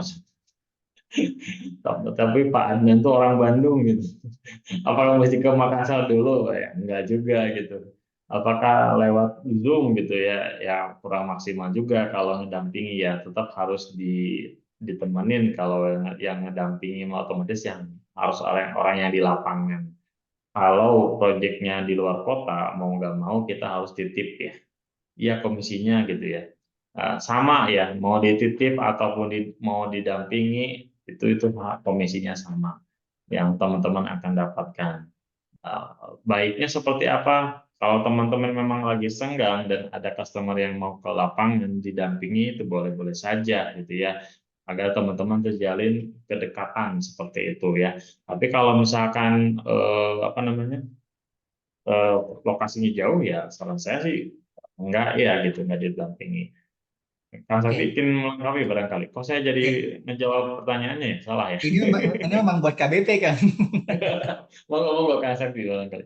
Ya, kalau saya gini Kang, Kang Adnan, kalau misalkan bisa mendampingi konsumen ke lokasi lebih baik. Kenapa? Karena ada pengalaman yang diraih, ada pengalaman yang bisa didapatkan. Syukur-syukur kalau Kang Adnan sudah pernah berpengalaman menghadapi buyer properti ya, sok aja mangga gitu ya. Nah, cuman kenapa kita komisinya sama? Jadi gini, kita memang pengen teman-teman fokus di satu keahlian dulu, Betul. beriklan, Betul. ya, beriklan. Karena kan gini, kalau bicara marketing, kalau bicara properti itu ada beberapa tahap. Pertama, harus bisa beriklan. Kedua, harus bisa mengarahkan buyer untuk survei. Ketiga, harus bisa menemani buyer saat survei. Keempat, harus bisa memfollow up buyer setelah survei. Gitu. Nah, kalau empat-empatnya dijejelin ke teman-teman semua, saya yakin bingung. Karena saya pernah mengalami hal seperti itu. Gitu. Telah ya. cuannya gimana ya? Ya dapat sih cuannya, tapi memang proses pembelajarannya butuh waktu yang lumayan lama. Nah, di awal di KBP ini kami pengen teman-teman itu menapakinya step by step. Jadi sampai jago beriklan dulu nih. Beriklannya jago, bisa mendatangkan banyak konsumen. Nah, baru kita masuk step selanjutnya. Apa step selanjutnya? Bagaimana caranya mengarahkan buyer untuk survei gitu. Itu mengarahkan buyer untuk survei aja teman-teman butuh pembelajaran yang luar biasa ya Kang ya. Gitu Betul. dari mulai menggoda konsumen, memanjakan konsumen sampai dengan mendorong konsumen bahkan menekan konsumen. Ini ada polanya masing-masing gitu ya. Dan saya pengen kayak misalkan Kang Agnan gitu ya. Saya senang punya motivasi bisa mendampingi konsumen. Tapi saya pengen ke depan pertama kali Kang Adnan itu dikenal sebagai seorang advertiser yang tangguh gitu. Dan setelah dikenal sebagai advertiser yang tangguh, baru masuk sebagai tim sales yang tangguh, tim lapangan yang tangguh. Gitu. Udah tim lapangan yang tangguh, baru menjadi seorang marketer yang tangguh. Nah itu baru keren di situ. Gitu. Dan saya sama Kang Ilmi insya Allah sudah melewati itu ya, sudah melewati itu. Gitu Kang. Dan Kang Adnan kalau sudah menjadi advertiser tangguh, udah bisa jual properti, yakin saya Kang Adnan juga bisa jual yang lain. Dan itu lebih gampang karena secara harga lebih mudah. Ya teman-teman mulai dari harga yang lebih tinggi sehingga nanti diajarkan cara beriklan kepada yang lebih tinggi itu bagaimana sih, polanya seperti apa sih, gitu kan. Makanya kenapa kita samakan dulu antara yang nitip sama yang langsung ke lokasi. Tapi kalau misalkan kalian mau ke lokasi, wah saya senang banget gitu, malah kita bisa bersilaturahim, ketemu, mungkin kadang juga punya pengalaman yang berbeda dan barangkali saya juga bisa berguru sama Kang Adnan gitu. Gitu kan? Ya, betul. Ya, eh, boleh ya kalau waktunya memang pas ya. Tapi kalau misalkan di Sabtu Minggu nih, hari Sabtu ada yang datang ke Nagreg, yang satu ada datang ke Soreang. Waduh, nggak mungkin ya dalam waktu yang berbarengan, jam yang berbarengan tuh bisa dihandling. Makanya kita buatkan sistem gitu ya. Sistem itu save your money and stress ya. Jadi sistem itu sudah singkatan save your money and stress. Jadi agar kita nggak stres nih ada buyer yang berbarengan di hari yang sama dan waktu yang sama, maka salah satu yang tepat adalah mengirim data itu ke teman-teman yang di lapangan. Tapi ternyata waktu itu kita kosong nih dan tempatnya dan dekat, misalnya dekat dari rumah, saya mau datang boleh-boleh saja gitu ya. Kan dibolehkan, bahkan senang gitu Kang Sakti, boleh banget jadi teman-teman bisa bereksplor di situ, belajar di situ. Seperti itu ya teman-teman ya. Mungkin Cukup pikir kanan. sudah 17.40 ya. Kang Adnan mungkin cukup ya. Kang Sakti udah 17.40 barangkali ya. Mungkin ada closing statement dari Kang Sakti ke teman-teman. Ya, buat teman-teman yang memang ya pertama untuk materinya lagi-lagi bahwa setiap materi itu akan berdampak ketika diaplikasikan, gitu. Coba kita renungkan lebih detail ya, kayak tadi mengistimewakan. Udah benar sih kita mengistimewakan, gitu ya. Maka coba praktekkan beberapa to-do list yang tadi saya sampaikan, gitu ya. Dan ketika menemui kendala, yuk kita sharing di grup. Itu yang pertama. Yang kedua, terkait mengenai KBP, saya menunggu kehadiran teman-teman semua yang ingin mengupgrade diri, baik sebagai pengangguran tadi, sebagai karyawan, sebagai marketer independen, atau bahkan sebagai agensi. Insya Allah kita bersama, kita maju bareng, kita satu keluarga.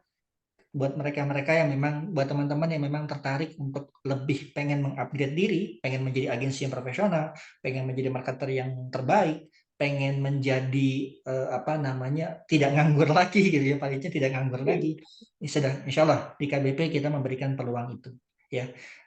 Dan dari lubuk hati yang paling dalam ya, ketika teman-teman bergabung, saya sangat menghargai dan insya Allah kita akan berikan yang terbaik semampu yang kami minta. Gitu. Ya, terima kasih Kang Sakti. Terima kasih teman-teman sudah bergabung di acara Zoom sore Dina Bedug ini. Dan Jangan insya lupa Allah besok ya sebentar Kang. lagi. Besok jangan lupa diumumkan. Ya, betul. Jangan lupa besok teman-teman ikutan lagi untuk event di bagaimana caranya mendapatkan rumah ya. Saatnya marketer punya rumah. Ketika teman-teman jual rumah, ya teman-teman harus punya rumah. Caranya gimana? Itu akan dibedah besok sama Kang Sakti dan saya sendiri. Kang Sakti spesialis di TikTok Ads dan saya spesialis di Meta Ads. Dan teman-teman boleh gabung. Besok acaranya talk show ya. Acaranya talk show. Jadi memang lebih santai, lebih lebih santai juga ya, istilahnya nggak terlalu formal ya teman-teman. Nah, nanti teman-teman besok mungkin kita akan kupas spill dikit ya Kang Sakti ya, caranya gimana. Nanti detailingnya nanti kita akan sampaikan. Oke teman-teman, mungkin cukupkan sampai sekian. Mohon maaf apabila banyak kesalahan. Saya sebagai MC, saya Indonesia Reja, mohon maaf apabila banyak kekurangan. Bila bisa berhak untuk cara selanjutnya nanti kita akan share di grup Dina Bedug WhatsApp ya teman-teman ya. Nanti untuk yang mau masuk grup yang mau menjadi member KBP nanti kita pun akan sampaikan stepnya di grup Dina Bedug. Bila bisa berhak, Assalamualaikum warahmatullahi wabarakatuh. Terima kasih teman-teman. Waalaikumsalam warahmatullahi wabarakatuh. Makasih Coach. Ya, sama Wilujeng buka saung. Iya, selamat buka puasa.